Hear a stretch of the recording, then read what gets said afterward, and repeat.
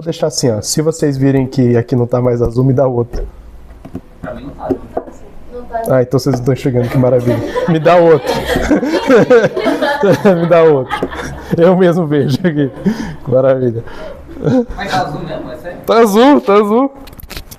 Nossa, Entendeu? Eu vou ficar assim durante o culto pra vocês me avisarem. Agora o seu tá outro, mas amém. Vai dar certo. Vai dar certo. Senhor, nós te agradecemos por essa manhã maravilhosa, já tarde, graças a Deus. Pai, nós te agradecemos porque esse momento que nós vivemos de igreja hoje, tranquilo, aparentemente, tem sido uma honra viver esse momento, Pai, em que a gente pode passar um bom tempo juntos, pode viver comunhão, respirar a sua palavra, Senhor, ter zelo com a sua escritura. Obrigado, Senhor, pelo seu amor, pelo seu cuidado que o Senhor teve com a gente todo esse tempo. Tão pouco tempo e tão grande tempo, Senhor, que o Senhor está aqui conosco, nos ajudando, pois a obra é sua e o Senhor nos ajuda a participar daquilo que é seu.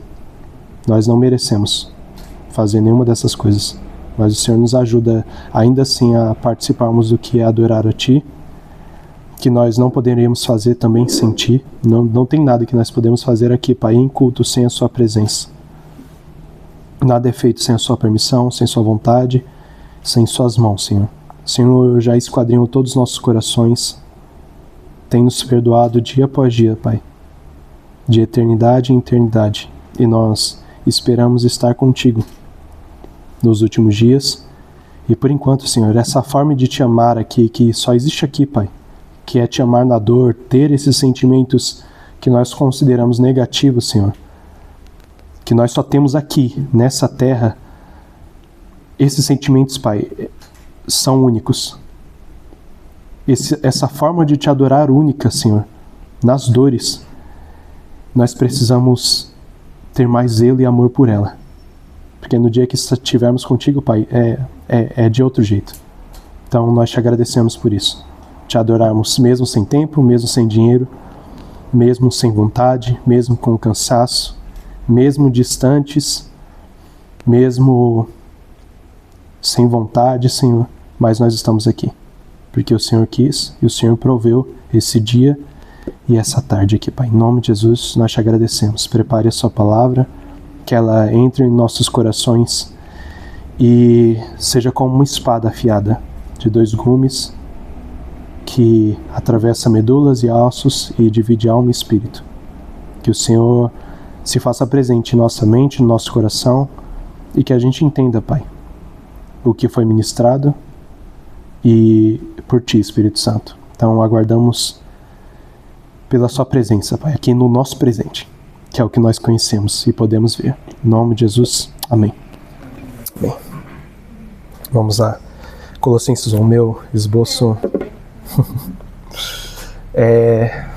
Nós vamos para Colossenses 1, 24. Nas últimas semanas, a gente tem estudado Romanos, né, com muito cuidado, com muito zelo. E depois de 20 pregações, estamos no capítulo 5. E esse capítulo 5 foi base, uma das pregações que a gente já passou por ela, os primeiros versículos ali foi base de estudo das minhas últimas semanas e foi base para essa pregação também. Colossenses é um livro, eu acho que é um daqueles livros que a gente pouco abre, né? A gente... Não? Isso é bastante? Eu tô maravilha, fico feliz com isso, eu estava errado. E é um dos meus livros preferidos da Bíblia, principalmente capítulo 3. Mas, vamos de capítulo 1. Hoje, estava lembrando, né, com a Letícia aqui ministrando, o Vitinho sempre fala da F-Hop, né? E foi meio arpitaça, né? Pareceu um pouco de arpitaça. O teclado é outra coisa, né? É outra coisa, o peso do teclado é outra coisa. Mas vamos lá, versículo 24 e 25, por enquanto.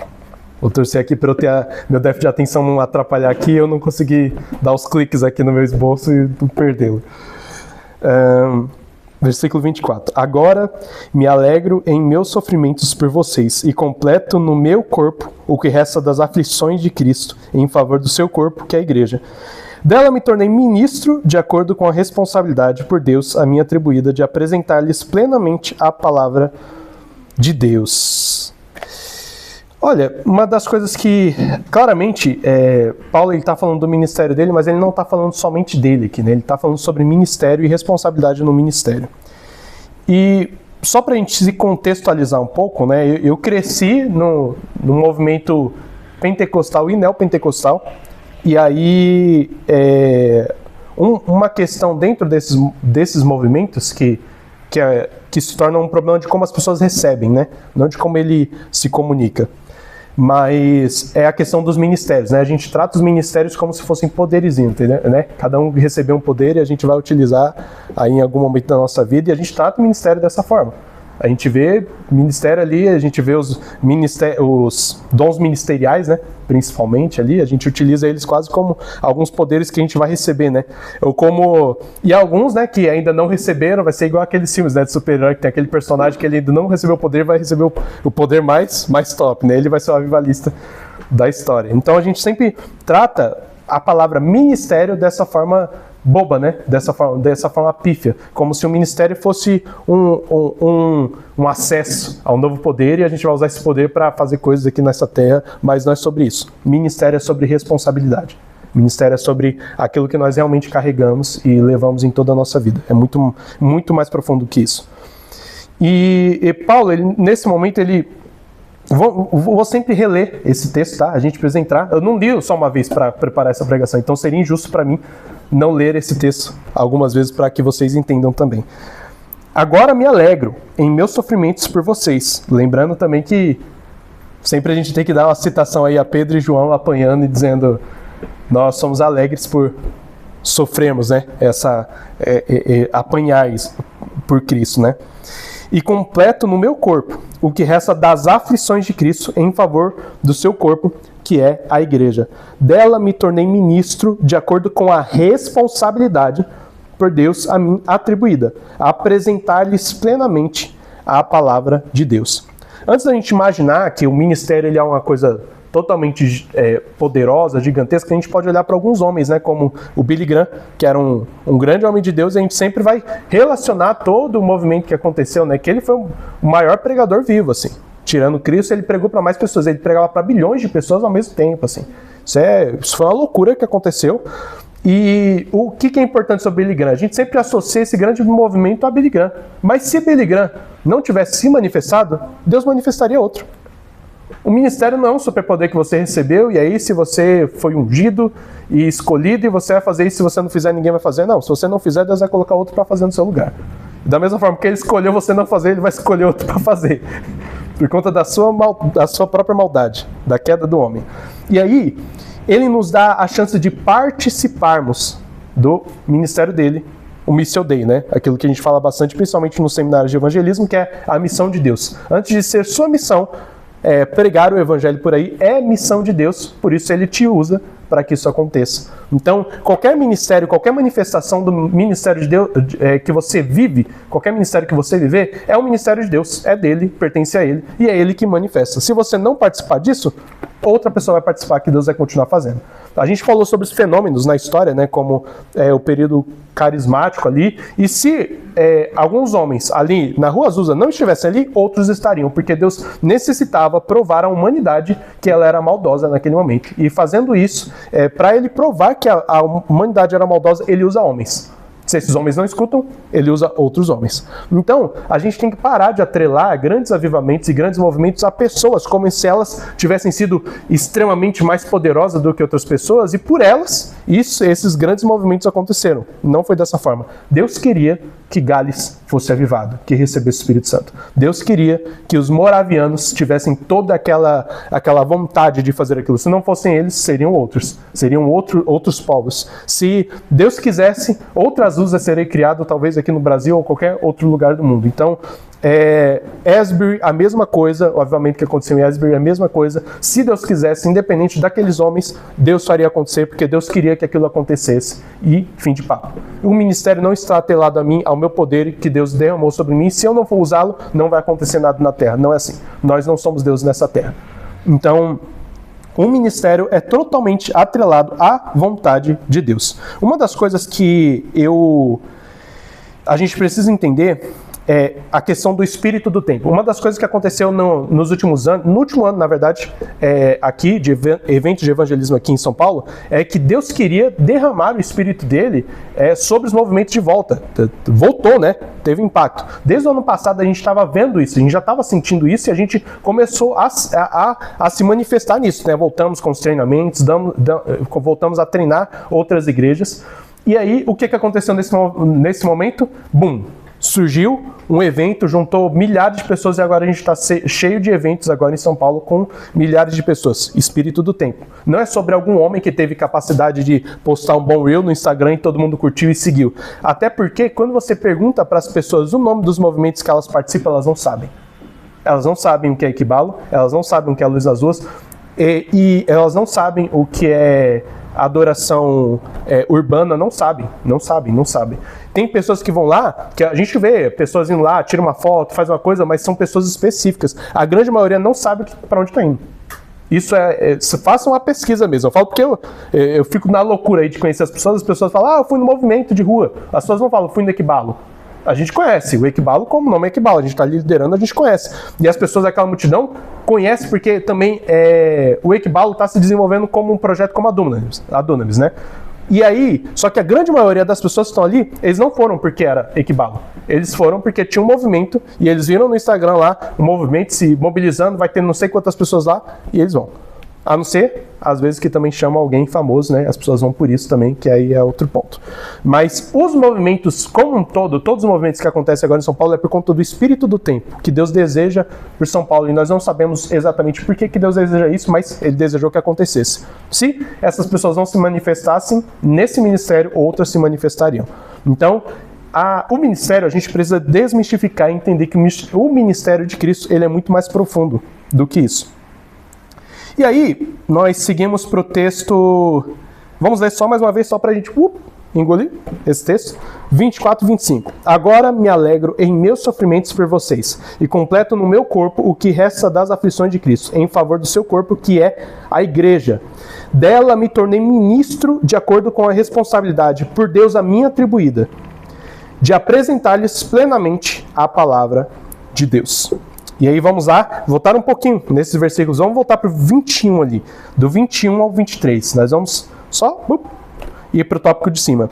Antes vocês estavam separados de Deus, e na mente de vocês eram inimigos por causa do mau procedimento de vocês.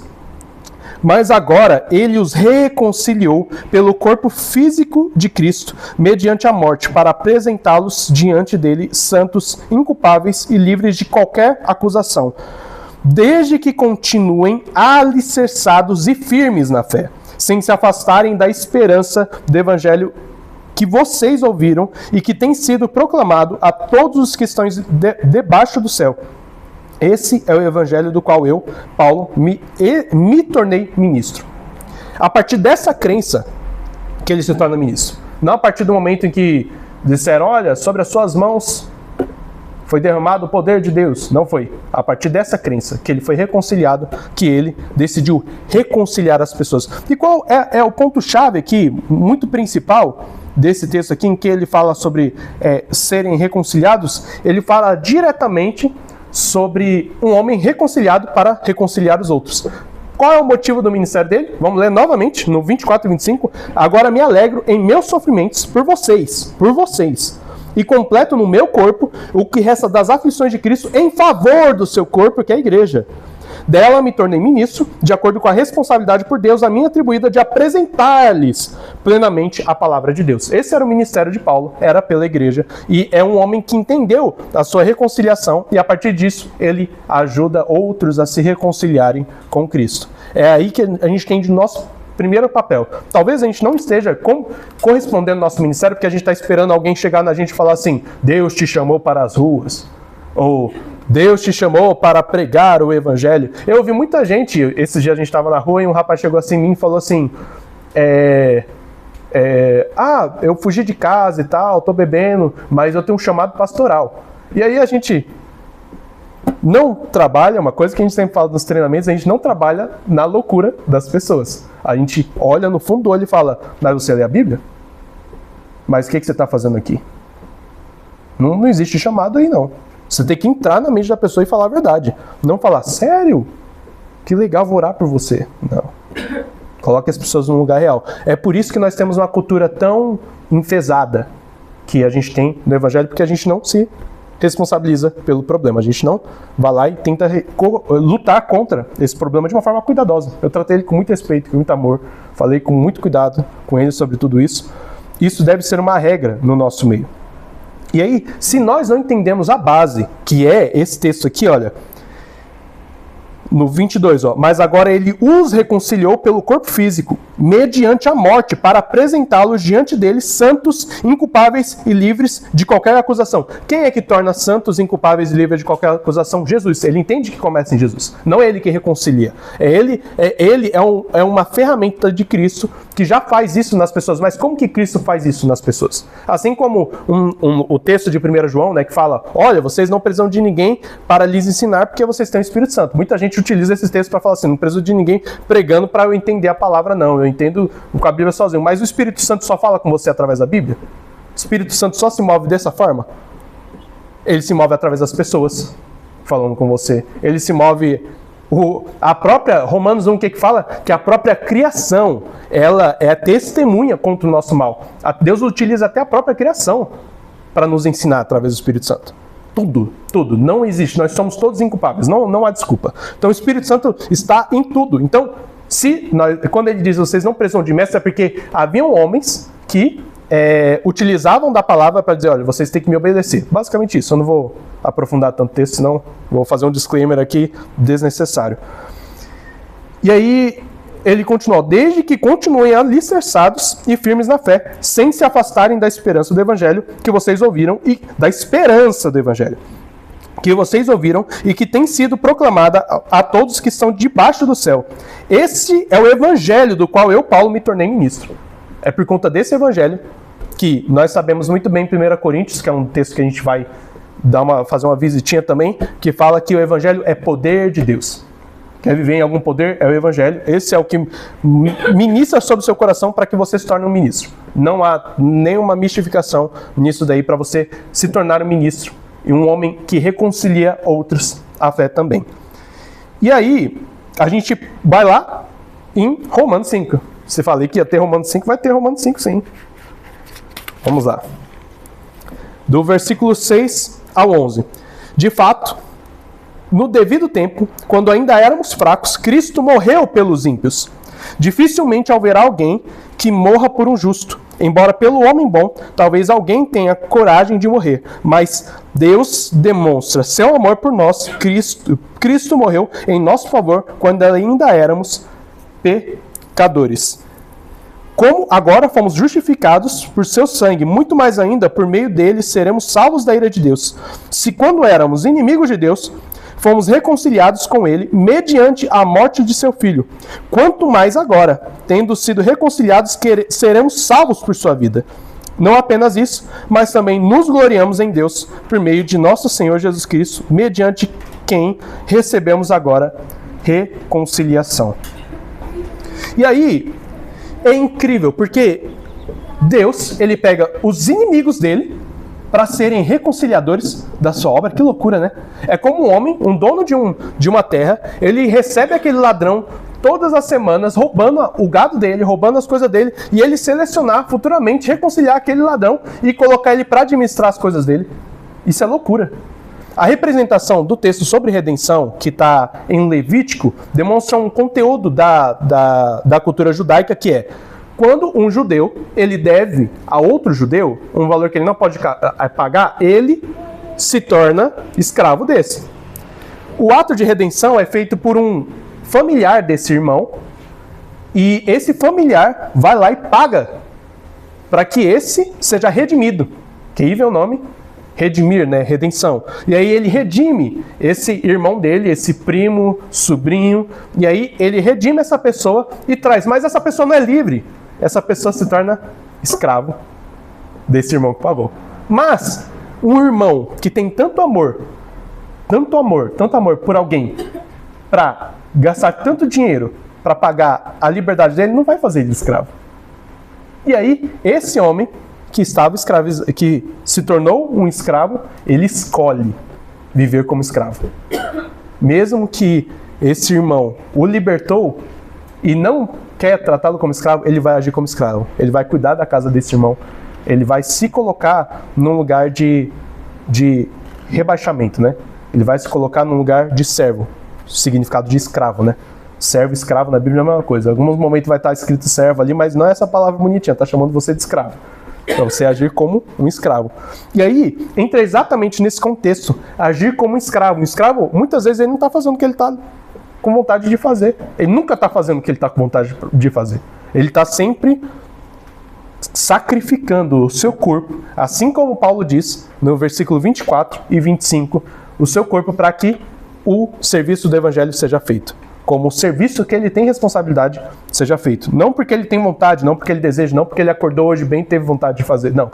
Ele age com prazer nesse sacrifício para que ele corresponda ao amor que ele recebeu. E só tem como fazer isso entendendo que você foi reconciliado antes.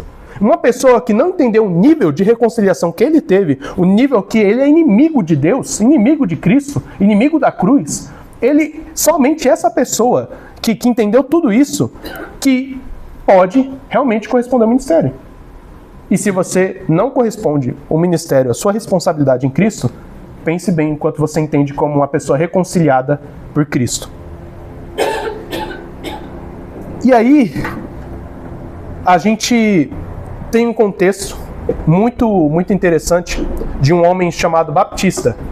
Era um padre, lá da época ali de Lutero, né, um pouco antes de Lutero, e Lutero cita esse padre, porque ele escreveu um livro para separar as três formas de que um homem deveria servir a Cristo no sofrimento. E ele fala três tipos de homens, né? Ele tem 3 livros lá que ele vai falar sobre isso, e no final do primeiro livro ele cita 3 tipos. Um deles, que é o nível maior, é aquele que procura o sofrimento.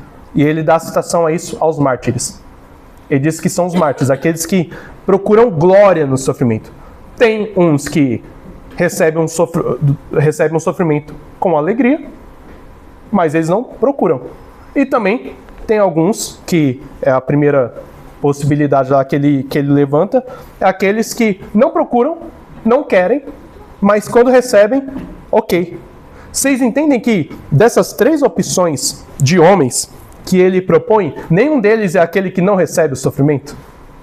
E ele ainda diz no final desse livro dele: eu espero que nos próximos séculos não tenham homens que estejam abaixo desses 3 níveis. Senão nós estaremos perdidos. E não estamos aí no primeiro nível. Não estamos. E então, Baptista ele já prova isso, que nós não estamos agindo como servos. Não estamos agindo como reconciliadores. Então voltamos ali a Colossenses 1 novamente. E aí, nesse contexto todo, eu me pergunto como que eu realmente reajo aos meus sofrimentos. Muitas vezes em um momento da minha vida, eu caçava mais sofrimentos, mas de uma forma irresponsável. Hoje, eu caço menos sofrimentos, recebo eles bem, mas eu acho que dá para eu melhorar um pouquinho isso. Dá para eu melhorar um pouco as minhas lutas. E aí, no versículo 24, voltando a ele. Agora me alegro em meus sofrimentos por vocês, e completo no meu corpo o que resta das aflições de Cristo, em favor do seu corpo, que é a igreja. Dela me tornei ministro, de acordo com a responsabilidade por Deus a mim atribuída, de apresentar-lhes plenamente a palavra de Deus. Vamos ler o 24, só mais uma vez. Agora me alegro em meus sofrimentos por vocês, e completo no meu corpo o que resta das aflições de Cristo, em favor do seu corpo, que é a igreja. O que resta das aflições de Cristo? E o que resta das aflições de Cristo? O que isso significa? Qual a profundeza desse conteúdo? Vamos lá? Para Romanos 5 de novo? Vamos dar uma passagem lá? Do 1 ao 5.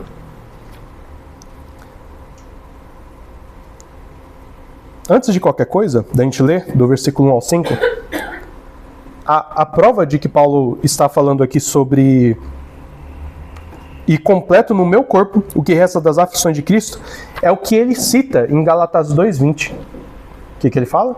Que... Vocês lembram do texto? Gálatas 2:20? Que eu me crucifico. Eu estou crucificado com Cristo. Pois eu morri, né? No dia que ele me encontrou. Eu estou crucificado com Cristo. E aí, no capítulo 5 de Romanos, ele diz: tendo sido, pois, justificados pela fé, temos paz com Deus por nosso Senhor Jesus Cristo, por meio de quem obtivemos acesso pela fé a essa graça na qual agora estamos firmes e nos gloriamos na esperança da glória de Deus. Não só isso, mas também nos gloriamos nas tribulações, porque sabemos que a tribulação produz perseverança, a perseverança um caráter aprovado, e o caráter aprovado, esperança. Então ele cita a esperança aqui duas vezes, tanto na esperança da glória de Deus, e ele diz que o caráter final, né, de passar pelas aprovações, né, o começo você gera paciência, certo? A paciência ou perseverança, né? Alguns textos tá paciência, outros perseverança. A paciência ou perseverança gera um caráter aprovado, e esse caráter aprovado gera a esperança. Mas tudo isso começa no sofrimento, né? Em se colocar nesse lugar. E aí, Paulo, ele não cita aleatoriamente esse texto do versículo 24 do capítulo 1 de Colossenses, que ele fala: e completo no meu corpo o que resta das aflições de Cristo. Ele considera, e aí vocês podem abrir o versículo 17 de 1 Coríntios, ele considera que as aflições de Cristo que ele sofre são necessárias para que a cruz não seja esvaziada, que é o que fala no versículo 17 de 1 Coríntios. Vamos lá rapidinho.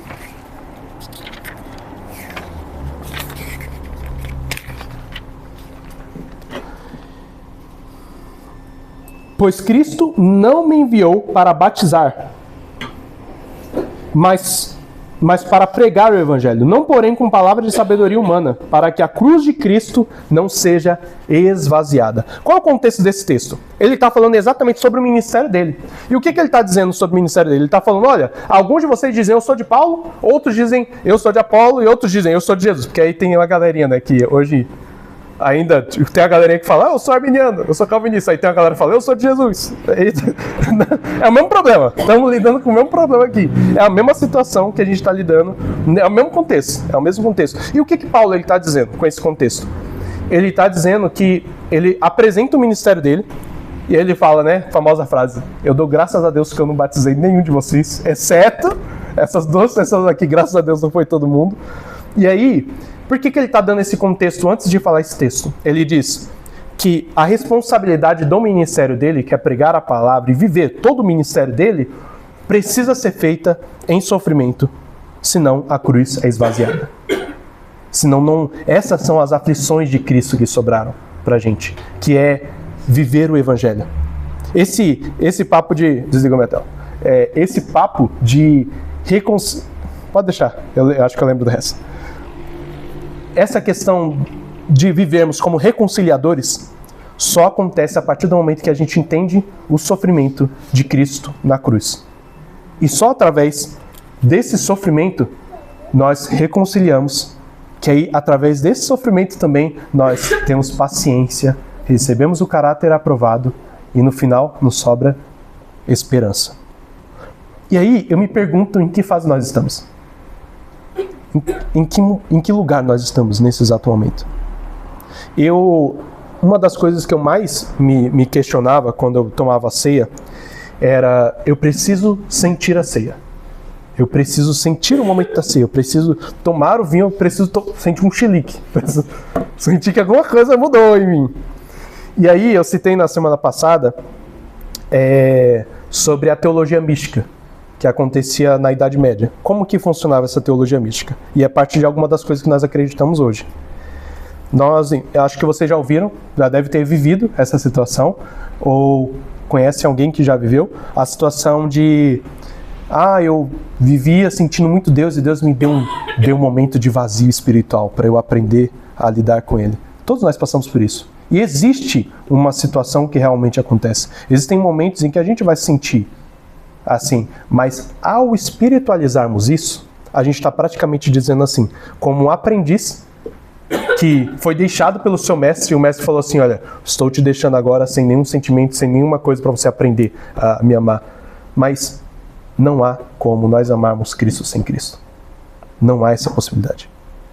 Essa teologia mística, ela não funciona. Porque não há um momento sequer que Deus saia de mim que eu escolha Ele. Não existe esse momento. E aí eu esperava que esse meu sentimento fosse correspondido. E eu entendi da melhor forma onde eu estava realmente compreendendo o sacrifício de Cristo, porque eu queria muito olhar para os textos. O que eu mais queria era: vou terminar o evangelho inteiro e no final eu quero chorar quando vi Cristo sendo crucificado. E aí chegava lá e eu falava: não caiu uma lágrima? Será que eu já li tanto que eu perdi o sentido? E aí eu tive que desenvolver uma maturidade maior. Se eu quiser realmente entender o sacrifício de Cristo, as dores dele vão acontecer aqui no meu dia a dia. Onde eu continuo vivendo as aflições de Cristo. Na minha carne mortal e fraca. Não do jeito de Cristo, que ele era perfeito. Mas meus problemas que eu preciso todos os dias subvertê-los.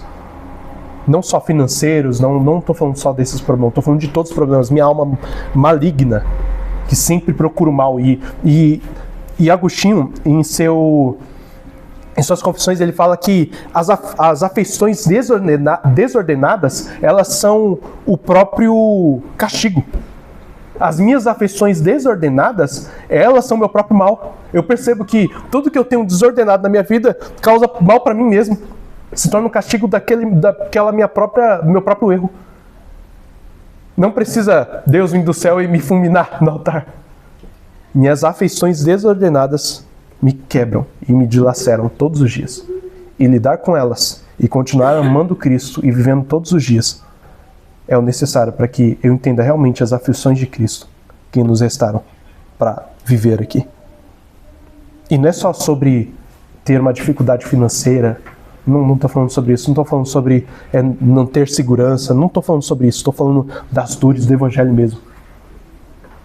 Por mais que eu critico alguns movimentos que vão de madrugada para a rua por alguns motivos específicos, é de grande valia você não dar sono aos seus olhos para estar lá.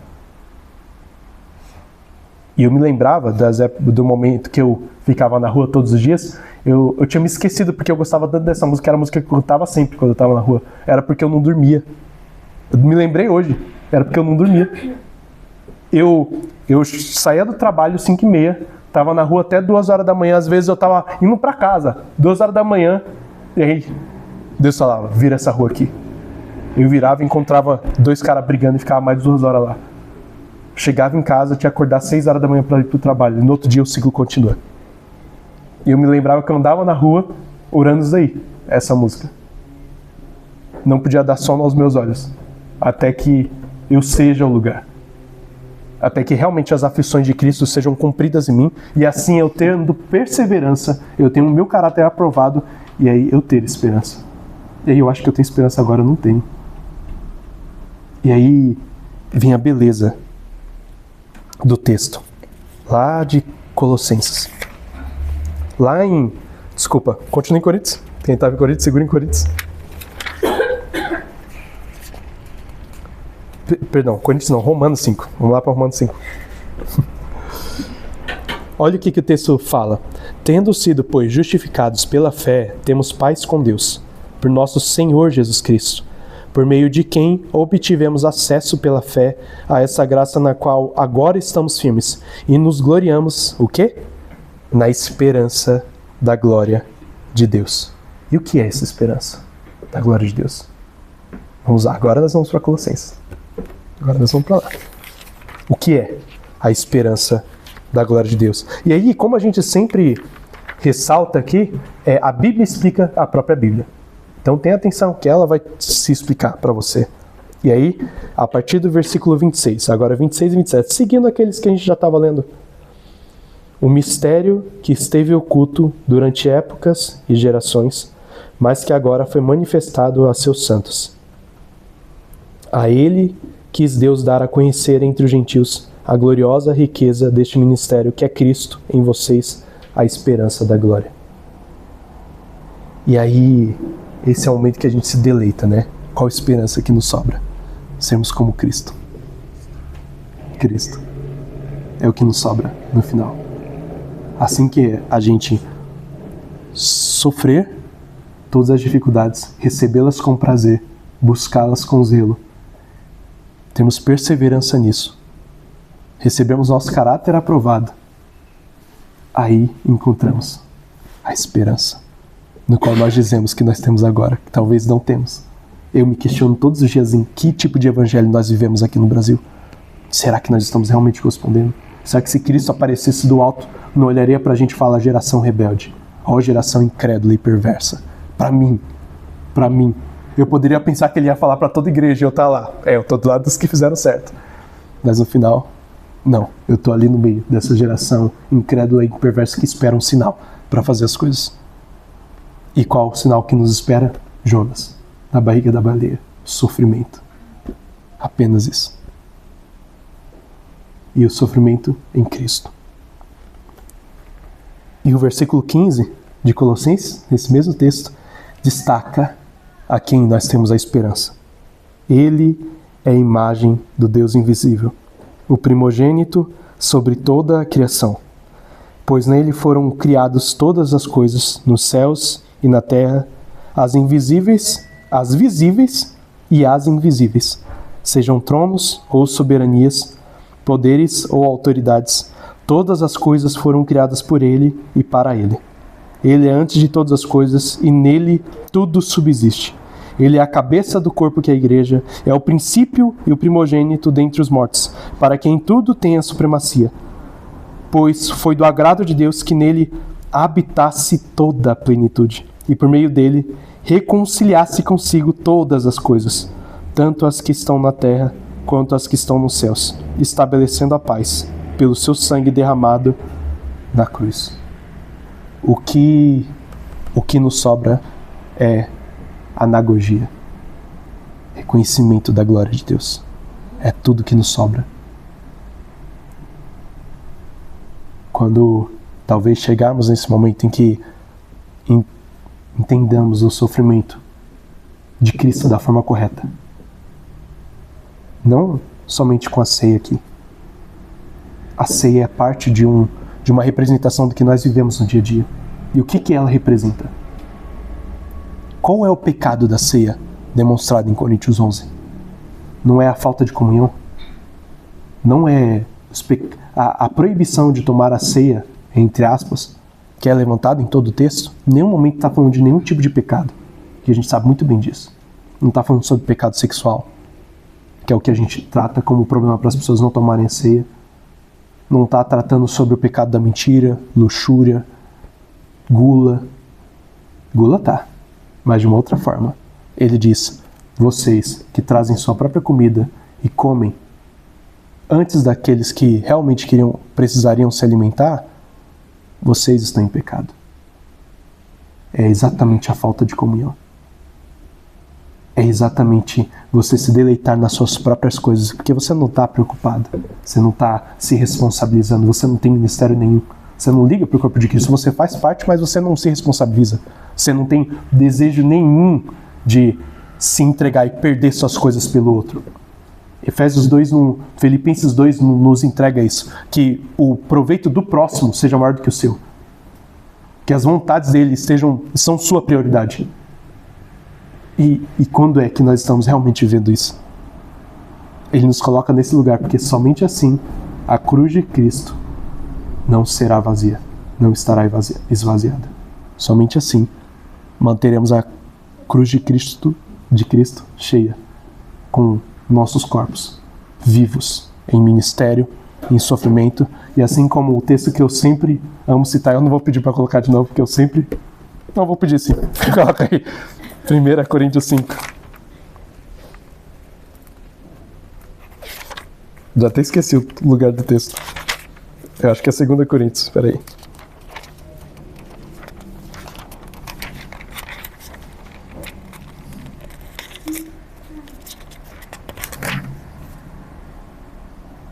Desculpa, 6. Um pro lado. Qual que é o capítulo? 2 Coríntios 6, versículo 3.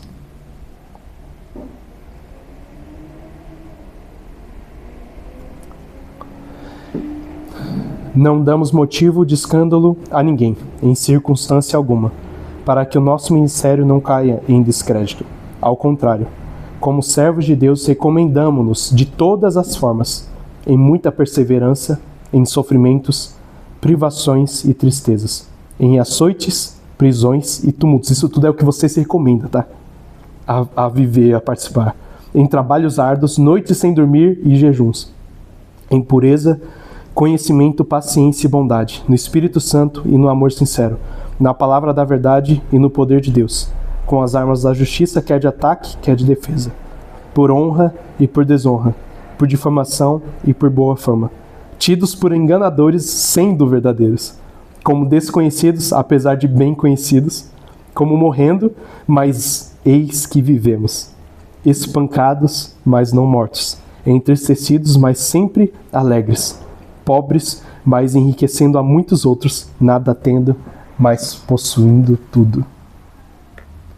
Nos recomendamos aos sofrimentos do Evangelho de Cristo, pois Ele, que foi nosso mestre, sofreu tudo isso, nós também sofreremos com Ele, para que assim a obra de Cristo continue. E se não continuarmos, outros irão. Se nós não clamarmos, a igreja perseguida vai. A igreja perseguida continua, sem parar. E aí? E a gente? Senhor, tenha misericórdia das nossas vidas e nos colocamos nesse lugar de submissão para que a sua vontade seja viva em nós. Nós muitas vezes não temos o desejo de fazer muitas coisas para ti, mas devolva esse desejo em nós. Se é tu que opera o querer e o agir nos nossos corações, nas nossas vontades, Senhor, lhe pedimos, opere em nós esse querer de fazer mais e viver o seu ministério, de entregar nossas vidas, Senhor, à morte pela sua verdade, Senhor, para que mais pessoas cresçam em ti, Senhor, para que